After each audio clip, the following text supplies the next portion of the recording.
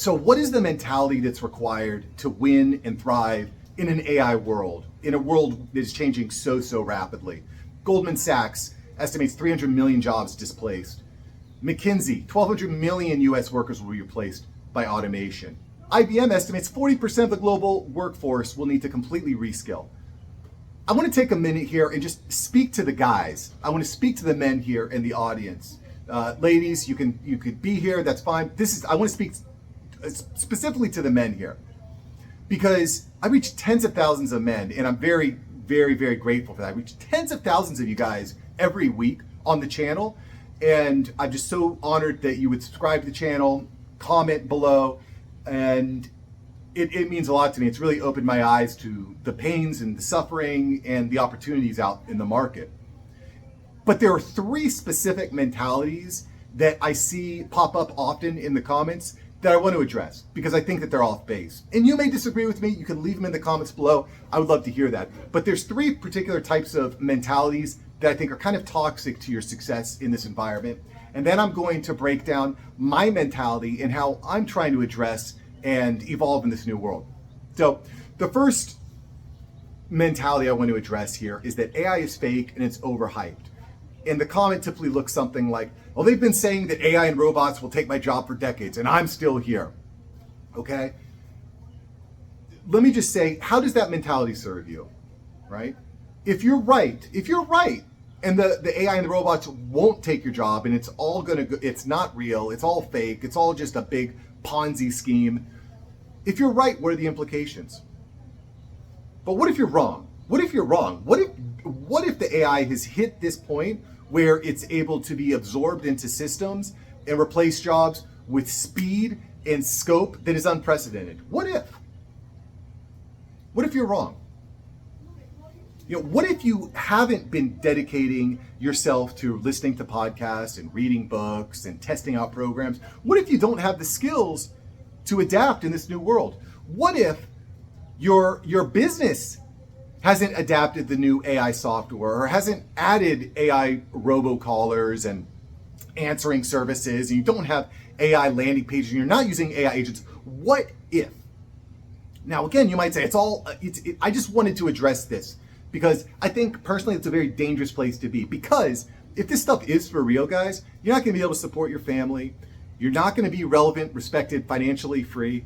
You're not going to have I don't know what your life is going to look like if you don't have the skills to compete. The job market is not good, guys. But I will tell you this.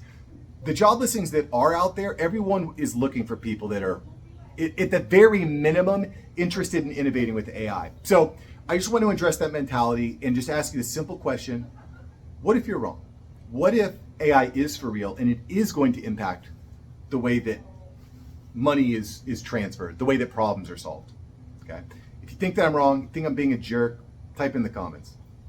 The second mentality that I see often is that, well, AI is real, but it's all the way over there. It's not going to impact me. I'm good. Let me say, okay. Aside from the what if you're wrong argument that I just made, I just want to ask you, in your job, do you ever use a computer? Do you ever transfer cash? Do you ever answer phones?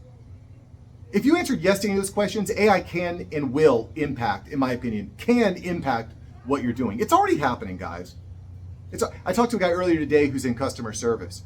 And I said, did you know that Salesforce just laid off 45% of their customer service staff and they're using AI? I'll post a link. I posted the whole video, all the details. He's like, oh, wow. And he has a different mentality. I'm gonna address the third mentality in just a second. He's like, oh, wow. And I'll tell you what he said in just a moment. Hold that thought. But if you are in,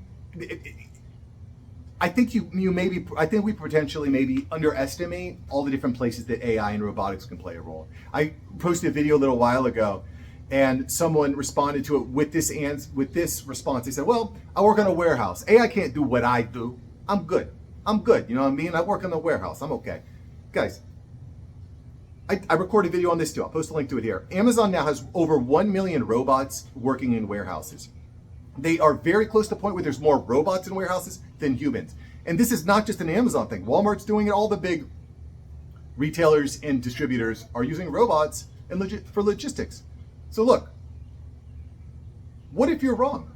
What if you're wrong? I even just this week, I'll post a link to it here. A ton of new viewers came in because I talked to a buddy of mine who runs a bunch of auto mechanic shops. They're using AI for all kinds of stuff. And you would have thought, oh, well, I'm an auto mechanic, I'm good. They're using AI to support a bunch of the mechanics, but it's only going to expand, A, and B, now there are jobs that they used to hire for, they don't need to hire for anymore because they can use AI to do it. And the AI is very, very good. He showed me the numbers, guys. Go watch that video. I think it's fascinating. I'll break it all down. The reality is, this is the question. AI is real, but I'm safe. How does that mentality serve you? What if you're wrong? Real talk, guys, man to man here.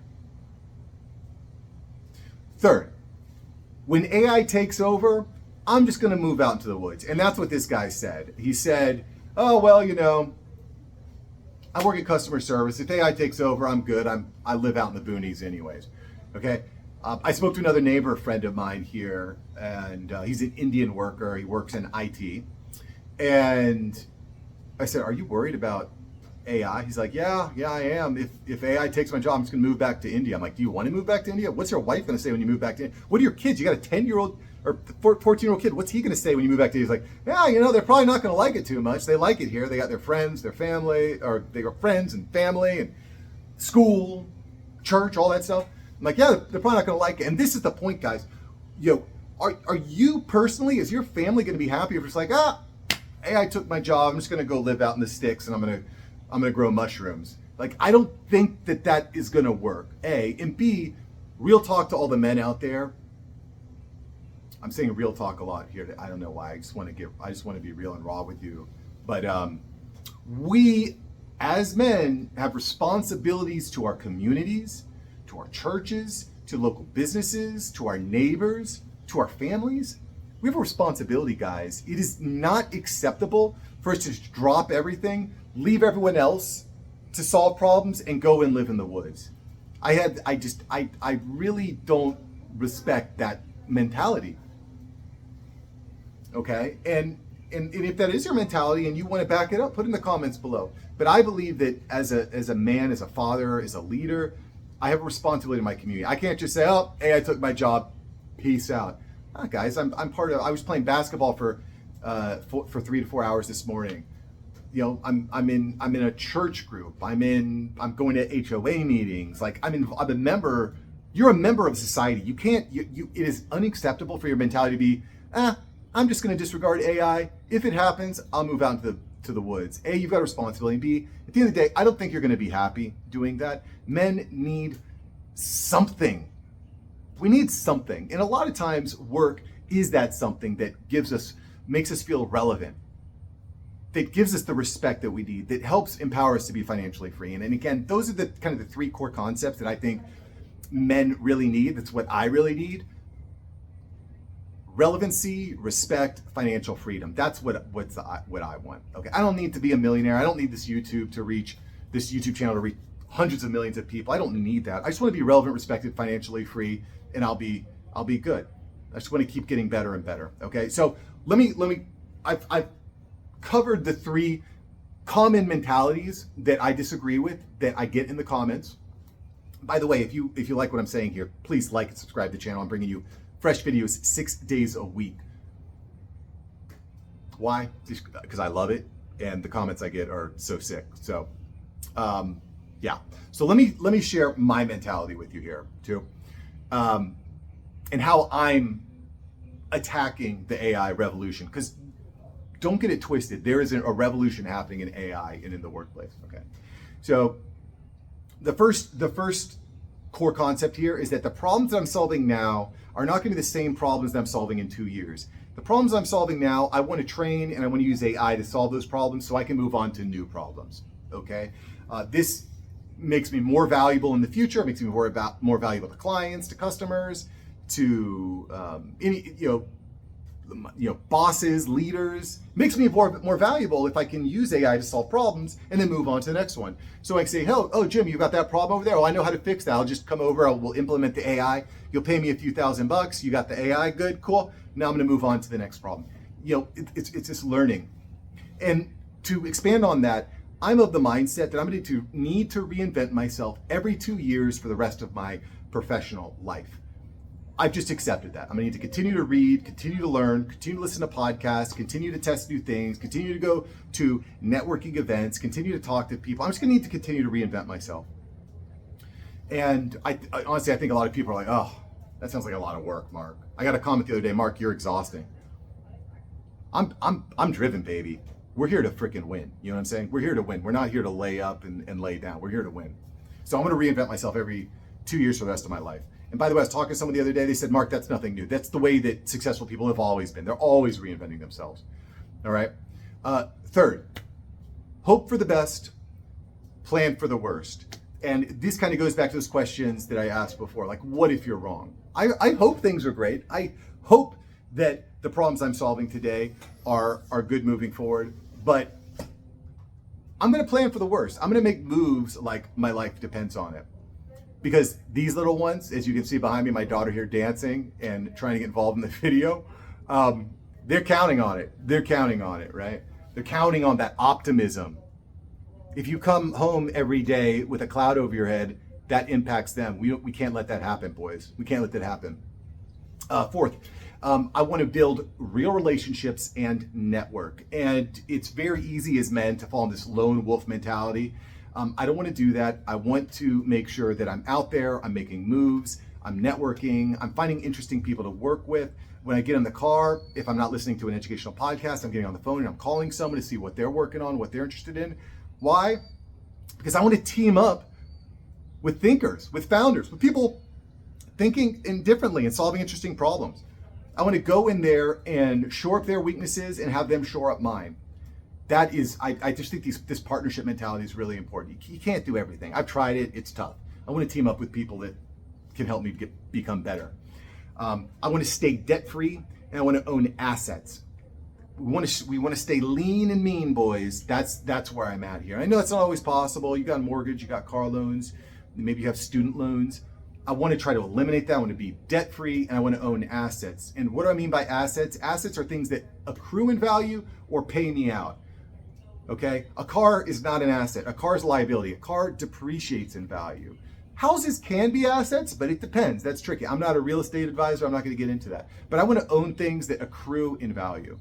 Okay, and then the final point I'm going to make here, and by the way, if you like the video, subscribe to my newsletter. It's completely free, aiupdate.ai. Go there, aiupdate.ai, sign up, check your email, make sure you're subscribed. Once a week, I'm sending you out just the personal wisdom advice, the biggest news stories from the week when it comes to AI and employment. Go check it out, aiupdate.ai. I appreciate that. And with that said, let's get into the final point here, which is I want to build additional income streams. Right now, I've got several income streams. One, I have a small production agency.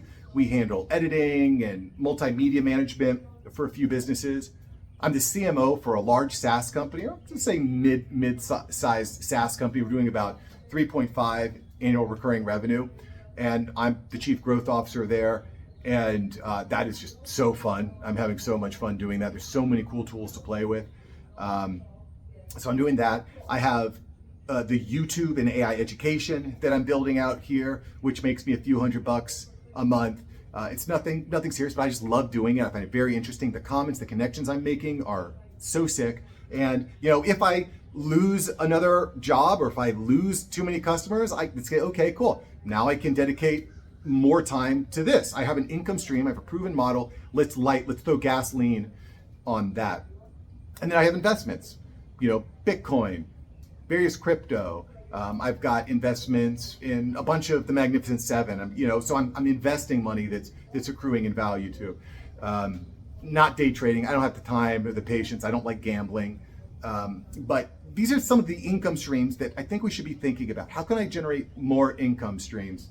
I have a podcast. I kind of put it on hold for a little while. That was another income stream. I had some money coming in from there. It's just, you can't do everything all at once. We'll see. Maybe we'll turn it back on. Regardless, this is my mentality. Guys, where did I get it right? Where did I get it wrong? Leave it in the comments. I'm here. We're in this together. And I hope we can just navigate that. I think the future looks really bright, guys. But those three mentalities, I think are toxic and dangerous. So hopefully you're with me. If you're not, that's cool. I just appreciate you being here till the end. And if you like today's video, I think you'll be very interested in yesterday's video. Check it out. We talk about how Walmart is dedicating hundreds of millions of dollars in upskilling their teams with AI. It's pretty bananas. Go check out that video. I think you'll like it. I'll see you there, boys. See ya. Peace.